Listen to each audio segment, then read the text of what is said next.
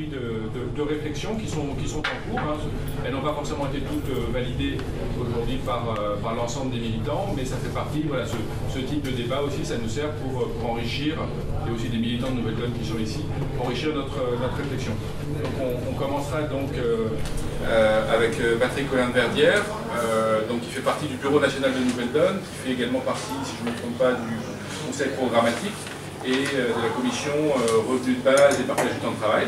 Et donc il va nous parler un petit peu de l'état des réflexions, de ces réflexions, pardon. Et ensuite on aura un exemple original d'entreprise coopérative. Voilà donc un exemple concret d'une entreprise qui existe, voire d'un groupe d'entreprises pour un fonctionnement original depuis un peu plus d'une dizaine d'années. Voilà. Donc on va commencer par Patrick. Un des cœurs de la réflexion à la fois du collectif Roosevelt et de Nouvelle-Donne, c'est le partage du temps de travail, la réduction du temps de travail. Aujourd'hui, on a une société qui est complètement structurée autour de l'emploi. Aujourd'hui, sans emploi, vous n'êtes pas grand-chose. Pas grand-chose, c'est-à-dire que vous avez très peu de reconnaissance, vous avez du mal à vous intégrer, vous n'avez bien sûr pas de revenus, et aussi vous avez plus ou moins peu ou pas de droits sociaux, puisque les droits sociaux sont toujours liés à l'emploi. Et effectivement, ça on constate que dans un pays quand l'emploi vient à manquer, ben ça déstabilise complètement notre société, parce que toute notre protection sociale a été structurée autour de l'emploi. Du coup, dans la situation d'aujourd'hui avec le chômage de masse, on se dit, et nous on pense en tout cas, je pense qu'à Nouvelle-Donne tout le monde pense qu'il faut continuer à faire, ce que je dis, hein, une nouvelle et forte étape de baisse du temps de travail. On ne va pas s'en sortir rapidement sans ça. Ce qui est dans la trajectoire historique, hein, ça fait 60 ans, 70 ans qu'on baisse régulièrement le temps de travail. Donc nous on dit, voilà, la dernière fois c'était en 97, hein, voilà, ça fait 20 ans, on peut largement faire une marche de plus. Pour essayer de réinsérer le maximum de gens dans la société, au travers de l'emploi d'abord.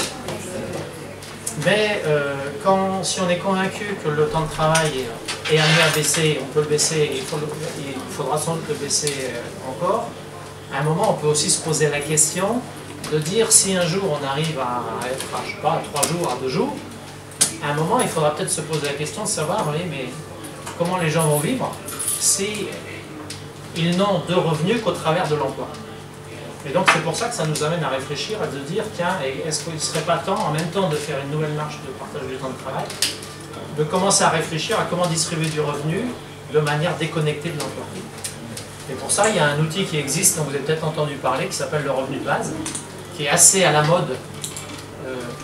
Quand je dis à la mode au jour d'aujourd'hui, ça veut dire qu'on en parle au jour d'aujourd'hui, même si c'est quelque chose qui historiquement... si on peut déconnecter revenus et emploi, on peut peut-être aussi déconnecter revenus et prestations sociales pour les mêmes raisons. Alors voilà, ça c'est notre point de départ. Alors maintenant, une fois que ça fait longtemps hein, qu'on parle de partage du temps de travail, de réduction du temps de travail, on achoppe très vite sur deux problèmes qui paraissent spontanément difficilement compatibles. Le premier problème, c'est que si tu dis à quelqu'un qui n'a pas des revenus élevés par son emploi de laisser une journée de travail, par exemple passer la semaine des 4 jours, spontanément il te dit non. Il te dit non, ça ne m'intéresse pas, parce que je n'ai pas du tout les moyens de perdre une journée de revenus.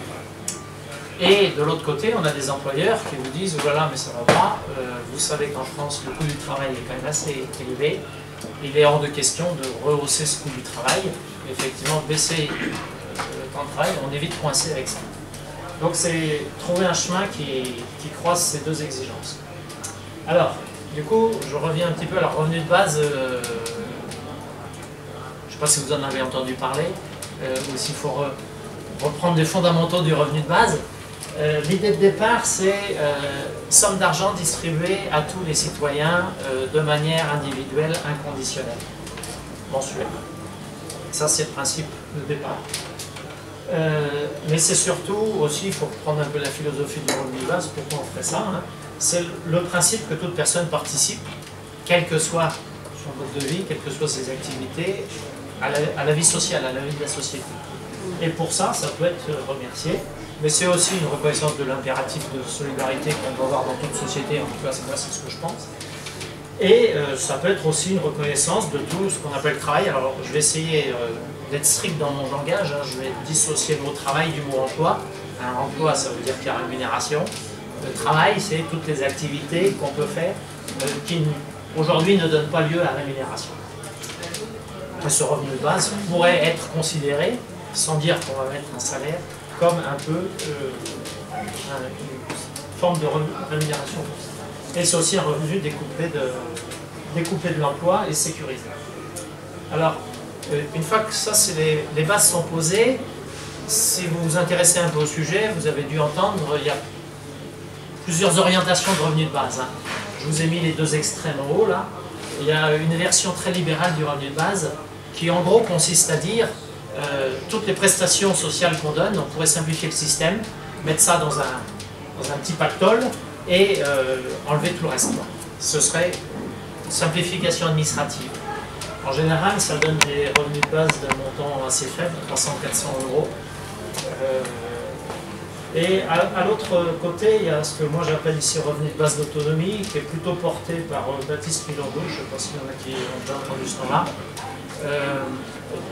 Là, lui, il est plutôt sur un revenu de base, je dirais, d'un niveau suffisant pour qu'on puisse vivre sans travailler. Ce qui suppose, sans emploi plutôt. Sans emploi.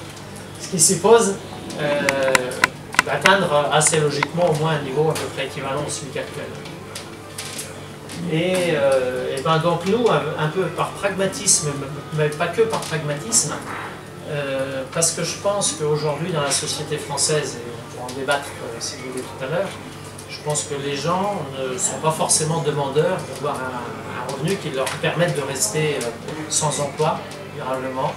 Ils sont plutôt demandeurs d'avoir un emploi. Par contre, ils veulent plus se pourrir la vie dans l'emploi. Ils veulent plus se pourrir la vie dans l'emploi.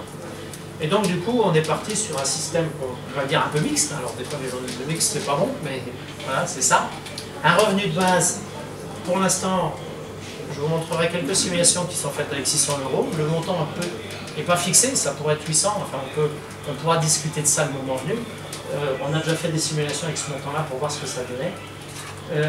Et qui ne fait sens que couplé avec une forte baisse du temps de travail. Donc, pour nous, l'entrée revenu de base, c'est d'abord un moyen d'aller vers la baisse du temps de travail. Alors, et du coup, ça s'est construit progressivement et ça nous a amené à tout revisiter. Tout revisiter, c'est-à-dire vraiment une réforme globale. Une réforme globale sur 3 piliers, social, économique, fiscal. Je vais peut-être commencer par la partie économique. On dit réduction du temps de travail, semaine des 4 jours, 32 heures, 30 heures, 28 heures. Nous, on s'est dit, tant qu'à faire d'y aller, autant essayer d'aller le plus loin possible. Donc, on a fait des simulations sur une semaine de 28 heures. On a fait sur une semaine de 28 heures, ce qui n'est pas illogique. Quand on dit que 35 heures, ça fait 5 jours, pourquoi est-ce que 4 jours ne ferait pas 28 heures? Même si on sait qu'aujourd'hui, les gens qui travaillent à temps plein, en moyenne, sont plutôt à 39 heures qu'à 35 heures. Mais tant qu'à faire de faire une marche, si on peut la faire forte, on la fait. Un travail à faire autour des cotisations sociales, on verra en fonction des changements du modèle social. Tant qu'à faire de remettre tout à plat, on se dit tiens pourquoi pas égaler le revenu, le secteur public avec le secteur privé, hein, pourquoi avoir deux systèmes comme aujourd'hui en termes de rémunération au moins, sans forcément mettre entre autres le statut de fonctionnaire. Quel coût du travail? On s'est appuyé sur le coût du travail qui nous sert de référence, c'est le coût du travail qui est aujourd'hui le plus faible en France, c'est-à-dire celui qui s'applique aux entreprises privées qui bénéficient de la réduction Fillon. D'accord? C'est ça qui nous sert de référence, on essaie de ne pas le monter. Aller vers une simplification administrative. Et on espère, c'est marqué relance par la demande liée au partage du temps de travail et à la redistribution. Dans notre tête, c'est assez clairement, ça va être un gros modèle redistributif dont on espère qu'il puisse, y compris, relancer l'économie. Parce qu'on pense qu'aujourd'hui, pour relancer l'économie, ce qu'il faut, c'est redonner du pouvoir d'achat à tous ces gens qui sont actuellement complètement exclus économiques, soit de fait de l'absence d'emploi, soit d'avoir de trop faibles revenus. Alors sur le plan social, le revenu de base, on a dit, il est individuel, il est inconditionnel, il est donné de la naissance jusqu'à la mort. Ça, c'est la base. Par contre, on s'accorde le droit de le moduler en fonction des âges de la vie. Donc, c'est assez fréquent, hein, vous intéressez un peu à ça, vous verrez qu'il y a en général un montant enfant. Donc là, pour l'instant, je vous montrerai des chiffres avec 200 € par enfant, dès le premier enfant, hein, bien sûr. 600 € par adulte actif. Pour notre tête adulte actif, c'est pour l'instant entre 18 et 65 ans. Et le 1200 € serait chez nous ce qu'on appelle un revenu de base senior. Alors ça, c'est pas tous les gens qui travaillent sur le revenu de base qui proposent ça. Nous, on s'est dit, tant qu'à faire de mettre ça, est-ce que ce revenu de base ne pourrait pas venir remplacer la retraite de base?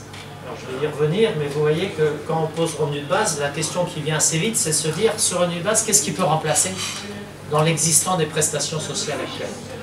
Assez logiquement, les 200 € par enfant pourraient remplacer les allocations familiales.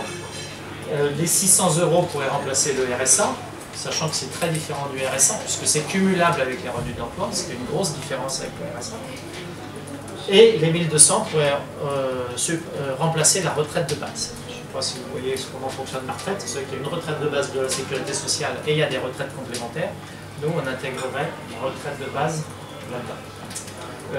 Pour ce qui est des autres prestations sociales, on garderait la santé, bien sûr, qui reste en dehors de tout ça, qui sera financée par des cotisations sociales, mais avec, tant qu'à faire, une caisse unique, tant qu'à faire de remoduler ça, pourquoi garder les 12 régimes de sécurité sociale qui existent? Pourquoi pas affilier tout le monde au régime principal qui couvre déjà 80% de la population?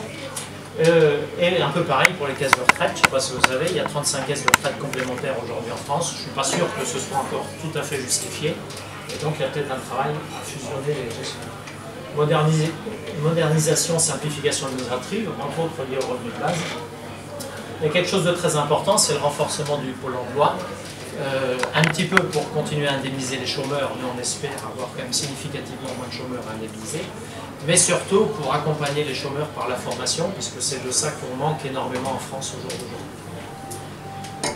Sur la réforme fiscale, deux grands changements qui nous sont complètement inspirés des travaux de Thomas Piketty, dont vous avez peut-être entendu parler, que vous pouvez aller voir sur le site pour une révolution fiscale, qui sont en gros fusionner l'IRPP et la CSG pour les rendre progressifs sur une assiette large avec prélèvement à la source aussitôt que c'est possible, et un impôt global sur le patrimoine que vous avez peut-être entendu appeler taxe sur l'actif net.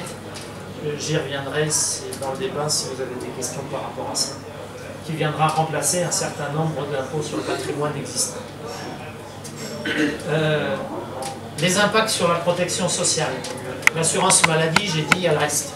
Elle reste et elle prend en charge tout le secteur de la santé, c'est-à-dire y compris la dépendance, y compris des indemnités handicap, etc. Tout ça relèverait de ce champ-là. Elle est financée par des cotisations sociales comme actuellement et c'est un budget indépendant.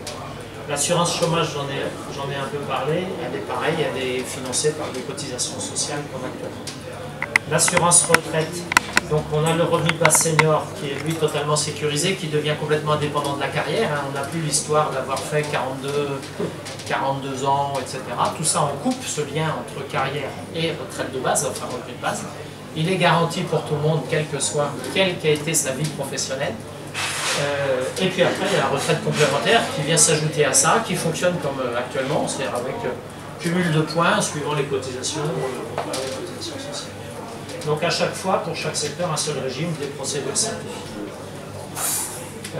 Alors, j'ai insisté un peu plus sur la vie des entrepreneurs, puisqu'il me semble qu'avec Copanam, on a plutôt affaire à des entrepreneurs.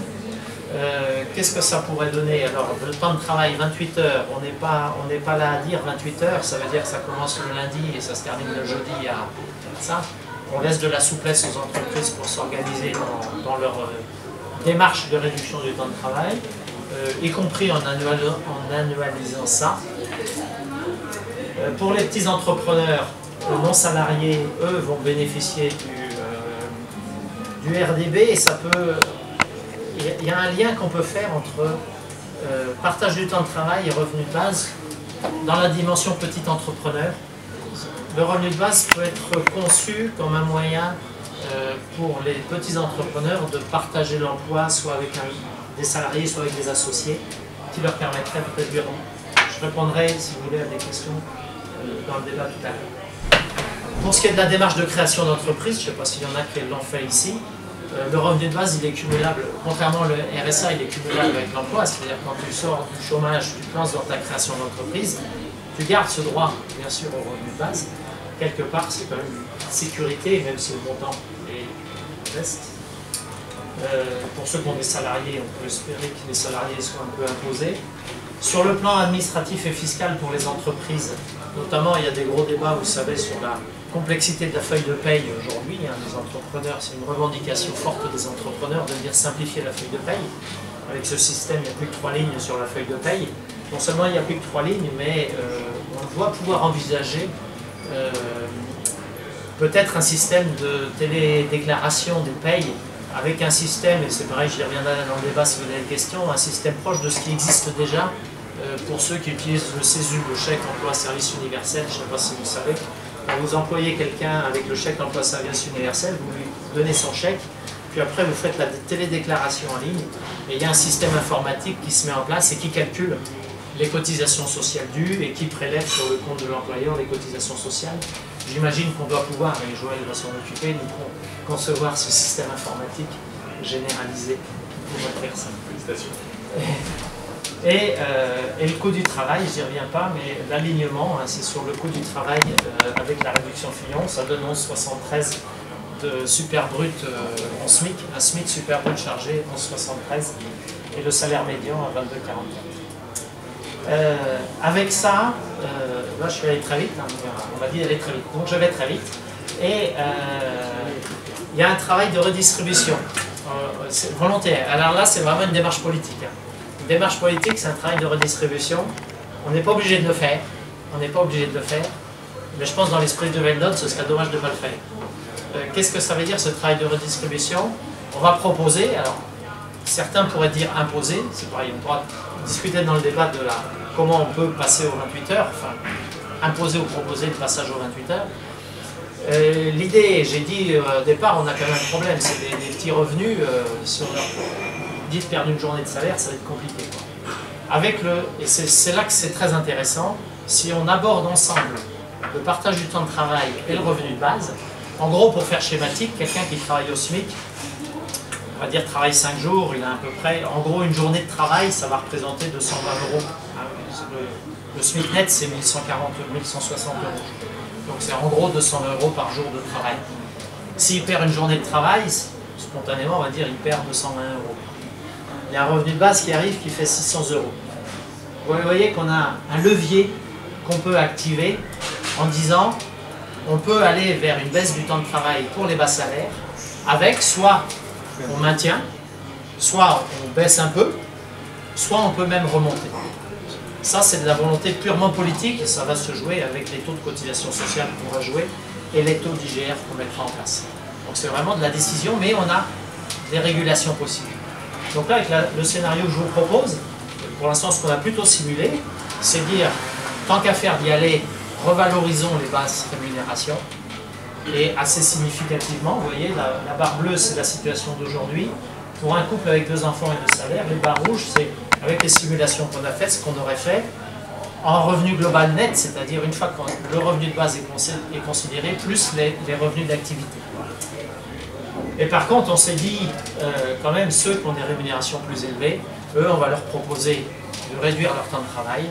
Peut-être qu'eux pourront accepter d'être payés pour le temps de travail qu'ils vont faire à terme, c'est-à-dire en gros accepter une baisse de 20% de rémunération jusqu'à 6. Voilà, c'est ça ce qu'on appelle nous un système redistributif. Pour finir, sur le financement global de tout ça, parce que c'est pas tout par les revenus de base, mais il y a un coût. 488 €. Milliards. Vous rajoutez 9 zéros derrière les euros, alors à partir de là, on va parler en milliards. Donc on n'est pas très à l'aise avec les milliards. Ça fait vite une grosse somme, et de fait, c'est une grosse somme. C'est une grosse somme, mais si on la compare à la protection sociale, en année de référence, j'ai toujours pris 2013 comme année de référence, les dépenses de protection sociale en 2013, c'était 705 milliards. vous voyez qu'on est sur une grosse somme, mais on n'est pas sur une somme absurdement élevée par rapport à ce qu'on dépense actuellement. Alors maintenant, ceci dit, on peut regarder, et en gros, quand on finance un revenu de base, il y a 4 postes sur lesquels on peut jouer. Les prestations sociales qui vont être supprimées parce qu'elles seront par nature remplacées par le revenu de base. On l'a dit un peu tout à l'heure, là je vous ai remis des rubriques, ça fait en milliards, ça fait ça. Notamment la retraite de base qui fait déjà une grosse somme en elle-même.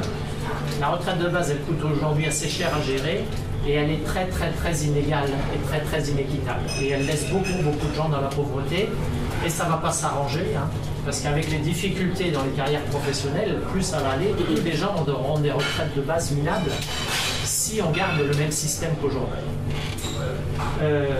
Il y a des prestations qu'on ne supprime pas mais dont on pense qu'elles peuvent baisser.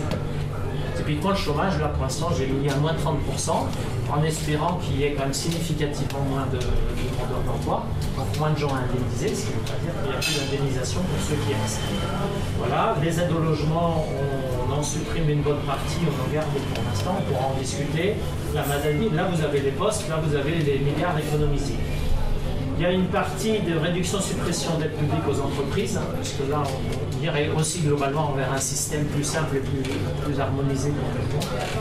Et des économies sur le fonctionnement des services administratifs, notamment liées à la fusion d'un certain nombre de services de prestations sociales, notamment les services de sécurité sociale, les services de retraite complémentaire, mais aussi dans le budget de l'État, peut-être de la simplification, notamment au niveau du système administratif de Bercy, là, par exemple, de l'autre côté du fleuve, là, qui est quand même une grosse machine. Et voilà, quand on met tout ça bout à bout, on arrive à 400 milliards d'économies. Il nous manque encore 88 milliards. C'est là qu'interviennent. Alors, on perd en cotisation sociale, parce qu'on n'a plus que 3 champs de cotisation sociale.